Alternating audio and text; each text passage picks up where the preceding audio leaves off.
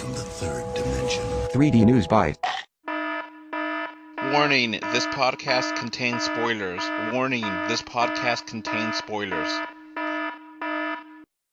Okay, welcome to another episode of 3D NEWSBITE. And today I have a guest, which may or may not be part of these, just depending on the situation and what news topic we're talking about. We have Miss Christin Richard. Hello, everyone. So, we just heard about some news this past week or so about a new Star Wars film which is being in development. Now, it doesn't have a script yet. It's not officially been greenlit yet, but they have started talking about it, which is a new movie based on the character of Obi-Wan Kenobi. What do you think about that? Well, I'd like to see it get a little more developed. I know they've been talking for eons about a Han Solo standalone film, and I think they've actually got that cast and everything. Just seeing, I almost wonder if they're trying to generate buzz for an Obi-Wan Kenobi movie to try to follow up if this Han Solo standalone film is a success. It might be interesting to see if the Han Solo film isn't a success, whether they'll proceed with a Obi-Wan Kenobi movie. But yeah. I think both films would be very interesting. Yeah, it is interesting because, like you said, Han Solo is in development right now. I think they have a cast. I don't know if they start filming yet, but they, it has the ball rolling. And Obi-Wan literally just announced that it's in consideration. It's not, that. So we got to make sure that. Right, and the Han Solo film has been rumored for years now, and so it would be interesting to see how long it actually takes them to make the Han Solo standalone come to fruition, let alone an Obi-Wan Kenobi. Now, I kind of think Han Solo is kind of a weird character to do a movie about, because you have him in, 3 episodes, and then you have him in the newest one, but you don't have him younger. But then if you're going to be younger, how young are you going to be? So there's a little bit of a time period where you have to find the right time to be, the right kind of Han Solo. Where I think Obi-Wan has a lot more room to breathe and where you could put a story around him. I could kind of agree with that. I think it's a narrow window with Han. I think one of the things also they need to be careful of is one of the things I think that people connect with is that Han has a bit of a mystery behind him, and I hope that they tread carefully on that mystery to not, try to make him too bad or too good or just to answer all of the questions that, fans of that character may have. I also think that casting in either of the films is going to be a pretty big part of it. I think that the right cast can make a decent movie, and I think the wrong cast would be a disaster. Yeah. So, I think most people can agree that how they handled the bounty hunter, what's the bounty hunter's name? I can't remember him. Boba Fett. How they handled him in the prequels, they kind of gave you too much information, and some of the, that he's a clone of his father, and that it kind of ruined it. It kind of made him, mysterious, interesting character into something that was just not that good, So you can kind of ruin a character if you give, too much focus on them and not have a backstory, So in the actual production of the actual movie of a character, so that it fills in the blanks a little bit, but still leaves a little bit of the mystery for fans to fill in for themselves, and I think fans enjoy that. So of course, Obi-Wan has been in quite a few of the mainline episodes. The entire prequel trilogy and episode 4 and 5, mostly 4 as an actual character and 5 as a spirit ghost, which, I'm sorry, it's, 30 years ago. can spoil that Obi-Wan Kenobi eventually dies. Right? That's true. And he was actually in the last one, just not at the degree that he was in the Empire Strikes Back as a ghost, but he's a ghost in Jedi as well. So he's basically in all of them. So what time frame? Okay, first, who would you want cast as Obi-Wan? That's first. I think you both agree 100% that Ewan McGregor should come back to reprise his role. Yeah, if he can pull it off, it depends. It's interesting when I look at the first prequel, how much younger he looked as opposed to the last film. You know, he had aged well, but I mean he was just almost a baby in that first movie, and you know then he sort of aged a little bit with the beard and everything. So he's now 46. So yes, I was going to say I guess if they pick it up from the prequels up to A New Hope, then his age would be right in the correct place. But again, they have to be so careful because it's kind of assumed that Obi-Wan, has kind of been a hermit and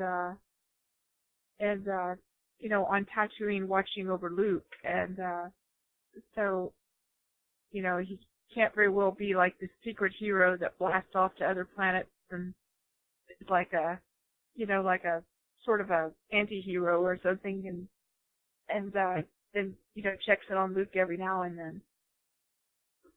Yeah. Now, you mentioned the age. Kind of, sort of, if you look at it, he did age a lot in between, episode 3 and episode 4, and there wasn't that much time in between there. There was a significant amount of time, but he was, in his 60s. If he were in his 40s, then 30 years past or 25 years past, he could presumably be gray. Yeah, I guess maybe being in the hot multiple sun planet, it weathers him. But yeah, he did. There is a pretty different scale there where he would fit if they get McGregor back, he would fit pretty well. And McGregor, I think we both agree on this too. He did a fabulous job with what he was given in the prequel. Oh yeah, I absolutely agree. If he were in the movie, I would watch it even if the movie stops.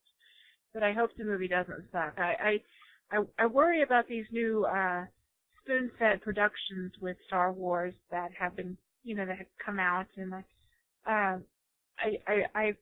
just worry that sometimes they kind of slide into almost becoming boring in certain parts because there's just not just enough to fill in a 2-hour movie or even an hour-and-a-half movie. Now, of course, during this time period in between episodes 3 and 4, Obi-Wan is one of the few Jedis left.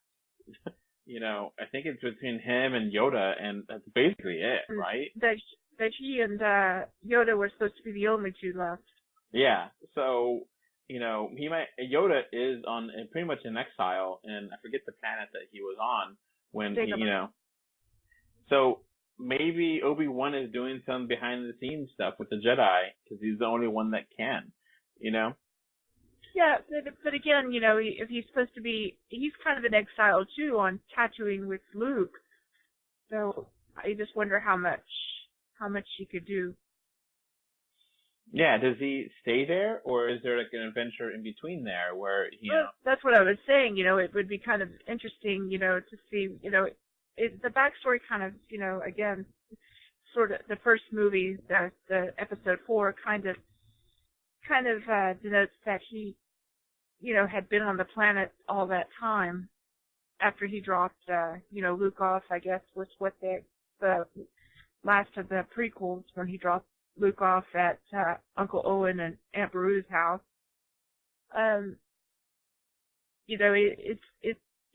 think he was supposed to kind of be Luke's guardian in the background. So I just wonder how much how often he could leave the planet since he is in semi-exile himself. Now, certainly in hiding. Now, people are aware of Obi-Wan. Leia obviously knows Obi-Wan. So, there's got to be some parallel there where people know of him. True. That's true. Yeah, that's true. Because the iconic scene, Obi-Wan, you're our only hope. Help me, Obi-Wan Kenobi. You're my only hope. Well, obviously she needs to know who Obi-Wan was. So he can't just be a legend. He needs to be a living person of some degree. He could be a kind of a legendary person, and that could, one of those kind of, you don't really believe they're really real, but they are real kind of thing. Well, it's interesting that Leia mentions that Obi-Wan had helped her father in the Clone Wars, which of course they did in the prequels, and it's just I'm wondering if she knew about him in other ways, why she wouldn't have mentioned those in the recording. Now there is I don't think either one of us have seen the animated Star Wars shows that are set during the Clone Wars. Am I right? I have not. I've heard they're good, but I have not seen them. So I don't know how much Obi-Wan is factored in there, but I think it's worth noting because I do think they're considered canon, still canon. Most people consider the animation to be a part of the canon, yeah. And Disney, I know Disney did a purge of the canon with the extended universe, but I do think since Disney was helping pay for the animation, that they do consider that canon. So that's interesting. I don't know where to take it from there. I don't really know what happened there, but because there's a lot of stories in. I'm just curious to see where this movie actually manifests or not. When you told me about it, it was the first time literally that I'd heard about it. And of course, after you told me, I started looking it up, and I was like, oh wow, okay, why have I missed this? But maybe I've been so disappointed with just the long and uncertain production of the Han Solo film that it was, that it just completely went to the back of my mind as probably not going to happen. But maybe I'm wrong. Now, here's a really interesting thing to consider. Is Disney going to run Star Wars into the ground? They could. They've been known to do that. Because we're getting to a point where there's going to be a Star Wars movie every year for entirety of the future. There was Episode 7, then Rogue One, Episode 8, and then Han, and then Episode 9, and I guess Obi-Wan, and I don't know if they've really said that this is movie series right now is going to be a trilogy per se, or if we're just going to keep going, That's an interesting thought. It could perceivably go longer than 2 other movies.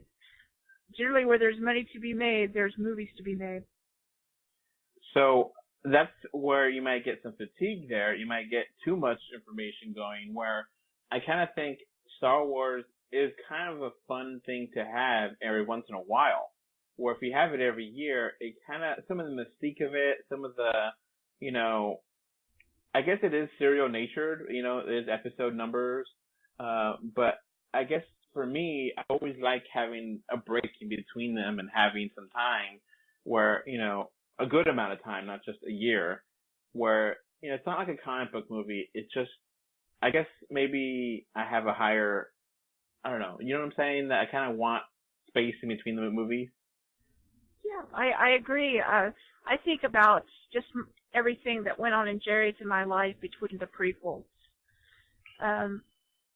We were, almost still newlyweds when the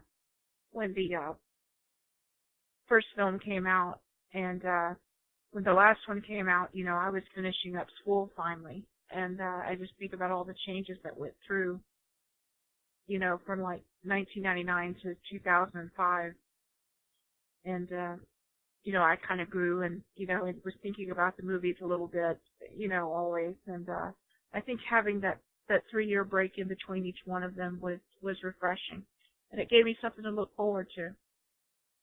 Now, of course, they having these other offshoot movies does give the mainline episodes some breathing room, but you also get into rewriting history, doing retcons and stuff. That's what I'm worried about. But today's audiences, it's almost like they have to be. It has to be constantly in their face for them to remember something, or else it becomes. It's like if it's more than a year old and it's yesterday's news and people are laughing about you about hanging on to the past. So maybe the generation is different. Maybe they need a movie every year for the fans. And it's interesting because there has been a lot of franchises that have been able to come back after a while, and some that can't. There was a big space between Terminator 1 and Terminator 2. And Terminator 2, I think pretty much everyone agrees, is way better than the first one. Sure. And I think it's because they'd had so much time in between those films.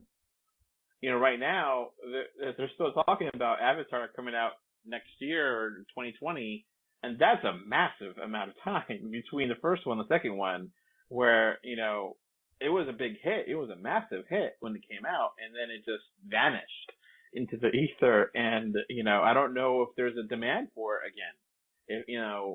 Yeah, audiences have changed. When was that, like 8 years ago when that movie came out? Yeah. So it's a while. It is 2007, I think it was, 2009. Yeah, but it's been a while. Think about how long had passed between the last Star Wars and the first prequel. It was like, yeah. What was it, like 15 years? And of course, last episode 3 and episode 7 was a pretty good amount of time too. Not a lot, but still 2003, 2004 is the episode 3, and then, 2015 for episode 7, right? Is that right? I guess that is right, yeah. So but Star Wars has a way of keeping at least diehard fans, coming back.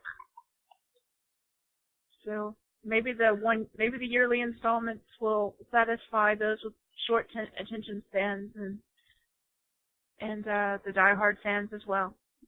Now, of course, it's interesting because they're going to be jumping around a lot, and they have been. We've gone from episode 4, 5, 6 to 1, 2, 3 to 7 to 3.5. We're going to go to 8, and then God knows where. I'm thinking that obviously the Han Solo will be way before episode 4. Yeah, it would have to be. And this could be in between 3 and 4 again. Or, I don't want a super young Obi-Wan. I kind of think the beard makes character, I think, Yeah, I agree too. I hate to be that way, but I kind of feel like you kind of got the gist of Obi-Wan when he was a kid, in episode 1, and you got him growing up, and, I want to see an adult Obi-Wan. Now, this could be something kind of fun where maybe it's like a Chronicles where he's looking back, at time and seeing, this might be like, this is, I remember the days of this and that, and you may have flashbacks to when he was younger or, other things that we haven't seen before, Revenge of the Sith, episode 3 is 2005, and The Force Awakens was 2015. So that was 10 years in between that. And then Return of the Jedi was episode 6. And 1983, and The Phantom Menace was 1999. So that was 16 years in between episodes there. So 10 years before, and then 16. Yeah, and now, it was a long time. And there was no guarantee of that. I was born in 1983, so I don't remember this, but I've heard that, at the end of Return of the Jedi, people did not know if there was going to be any other Star Wars movies. They kind of thought that was it. right? We did think it was it, and even when they were talking about the prequels in the 90s, in the early 90s and mid 90s, I was kind of a skeptic that it would ever happen. So, it could have been 3 and done, and still 3 very, very popular, very, influential movies. But, I don't, obviously George Lucas is not controlling this at all anymore. He has no input. Disney bought him off. But, I don't know if he would, if it wasn't for that, if he had infinite money, if he would be doing this, if he would be like, no, let's move on to new characters, because, it is a galaxy. There's a whole bunch of characters that we know nothing about, and go ahead and have a new character, having Obi-Wan. I will say as a Star Wars fan that I would be perfectly satisfied if they didn't make either one of the movies with Han or with Obi-Wan. Yeah. Not to say I wouldn't go watch the movies, but I'm just saying I would be no less satisfied if they weren't there. So, that's, how are you going to only go to the main 9 characters? Or are you going to go to minor characters? Obviously, I don't think anyone wants a Jar Jar Binks movie.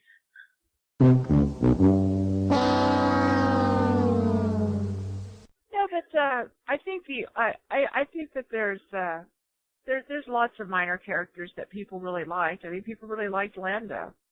Probably liked him for the same reason that they liked Han Solo, because he was complicated. And Lando, of course, we don't know that much about him, so that would be a good character to have, backstory on, too. I understand that that's actually one of the selling points of the Han Solo film is that it will have Lando in it.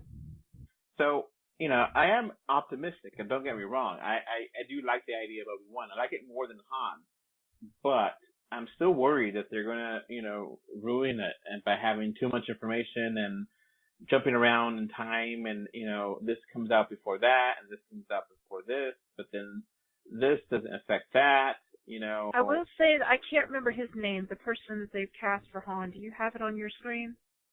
The new Han Solo movie? Yeah. I don't believe that he was a main character, like a major, well-known character. So, you mean actor? Yeah. Aldrin, Ekrock? Yes, that's his name? I believe that. I'm not sure if that's the correct pronunciation or not, but I remember surfing the net to see who it was. And I will say that when I first saw him, I thought they were sure going to have to do some convincing on me to get that that's the same person that as in episode, 4 with the introduction of Han. They did have, 2009 was this big movie called Teatro, and it's a drama, and they said that he could be the next Leo DiCaprio, which, hey, Leo is a pretty great actor, so I would definitely, respect that. Okay. He's also a very versatile actor, so if that's the case, then I'm sure that I'll be pleased. It says it right here, his biggest role has been in Hail Caesar, which was not a hit, not a big movie. So he's been around, little movies here and there, but nothing where he's the main line star holding the entire movie, Okay. So he's relatively unknown to vast majority of movie-going public, And right now... Maybe that's a good thing. Right now, they don't have a script for Obi-Wan. They don't have a director. They have ideas of people, but, it's way too early to say director because that was going to change. That it's very, from... Has Ewan McGregor even chimed in to say whether he's interested in such a production? Well, he kind of said in the past that he's interested in coming back if they have a good script. And apparently he was actually a voice in episode 7, which I did not catch. He reprised his role as Obi-Wan in the voice in the movie, but that must have been super quick that I did not catch that. I think it was like one of the flashback scenes in episode 7 where Ren is like getting the lightsaber or something like that. I don't know if you remember that. but I think he's interested. I think McGregor has also become a fantastic actor. So, it may cost a lot more money to bring him back, but I think... But it's always worth it, though, when they do. Yeah. Especially, to have that range, on your resume, that you were the original actor and you came back and you reprised your role and people love you, and it's a little bit different for, like, having some certain characters come back that were a long time ago, like the upcoming Blade Runner, and having Harrison Ford come back. Well, it's, yay, good for Harrison Ford, but not absolutely necessary, for that story. They could have had him without him, I don't know. Perhaps. I'm worried about that movie. Yeah. So that's coming out in October, and we're going to do a review together on that one.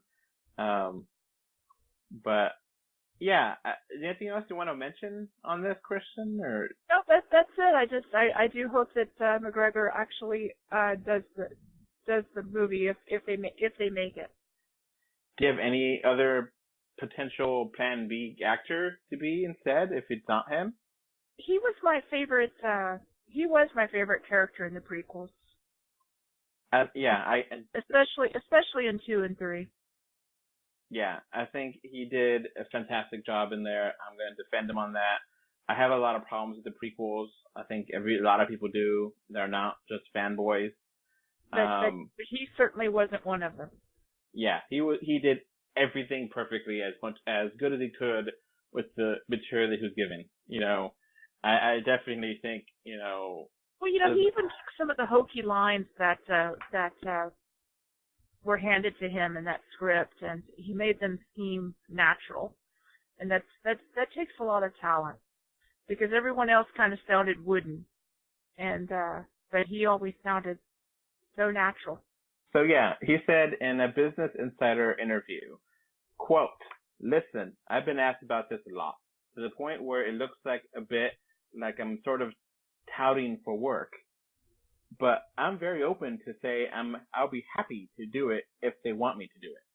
So obviously he's fine with it. Okay. If Disney, if they want the movie to be good, they should have him in it. Yeah, and I think that's a no-brainer. I think that'll instantly get fans interested and hyped and excited for it. And where people may be like, I don't know.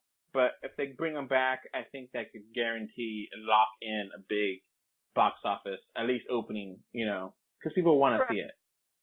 And Disney does have one knack to be able to actually listen to the fans of the franchise in a way that George Lucas just seemed to disregard. George Lucas almost seemed to have this attitude when he was making the prequels. He's like, well, this is my story and this is my game and I can do whatever I want. And it just didn't blow over so well. And they have been, to an extent, very consistent with the voice actors and bringing them back whenever they can. And, the actors in general, where, like, I remember hearing that, Darth Vader, he was the same voice in the animated show, which they didn't need to have him, be the same voice. But, he's come back to every time Darth Vader's been on screen. If a lot of kids are watching the animation, I will say that a child has a real keen ear for voice, and I think that if they get the original cast, that it helps kids make it believable for younger viewers. James Earl Jones, sorry, the great James Earl Jones. Yeah. Correct. And children would be able to recognize whether that was him or not. I know when I was a kid, whenever they had a change on voices on cartoons, I could pick up on it in a split second. So they have been very consistent with the voice actors in games too and movies. So this would not be completely out of left field to just rehire them back. And it would easily be a very positive thing. I think everyone would be happy about this. I think they could find the way to make the schedule work for it. Disney definitely has the money to do it. They're not, it's a no-brainer. I don't have option B. Option B is not make the movie, I think. Unless they have a really amazing other actor. But, I mean... The bean counters usually would be like, well, let's still make it and see if we can make money on it. Yeah. But the artists would say, well, if he can't be in it, then we're just not going to do it. Yeah.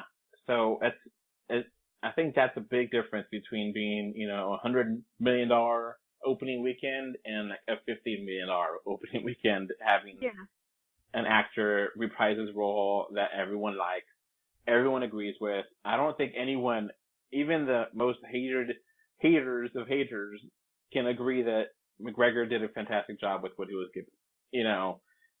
So Obi-Wan is very much liked everywhere we go. Even back in the day, Alec McGuinness was fantastic too. We can't deny it. We can not take that away from him. Absolutely. I think he was my favorite character in the original series too. He's an old wise man and very likable too. So, both Obi-Wans are fantastic. They're both portrayals of him. Yeah, just instantly likable. It was also a little playful, because, Alec McGuinness back in that time, he was a serious actor. And, Alec McGuinness, he didn't have to be a fantastic actor for this movie, for Obi-Wan. Back then, in the 1970s, no one expected Star Wars to be a major hit. Sci-fi was not a major industry back then. And this was pretty hokey back then. No one expected this. He did it for a paycheck, and he did a great job. And no one in this cast could have imagined this movie franchise still be alive 40 years later. So I think everyone, you got to give him credit where credit's due, and he's done a great job. And is there anything else? I think that's pretty much it. That's pretty much it. You're starting to cut out, so we should probably wrap it up. All right. Well, that's going to be it for this episode of 3D NEWSBITE. All right, so that's going to wrap up this podcast. Remember to like, comment, favorite, subscribe, love, whatever. Heart it, do something. 3D or 2D.com can be found on Facebook, Twitter, Instagram, YouTube, iTunes, Google Play, Stitcher Radio, and SoundCloud. And if you want to send us email, our email address is email3d or 2d at gmail.com. And thank you again for listening. Bye. Thanks. Bye. Bye, everyone. The Force will be with you.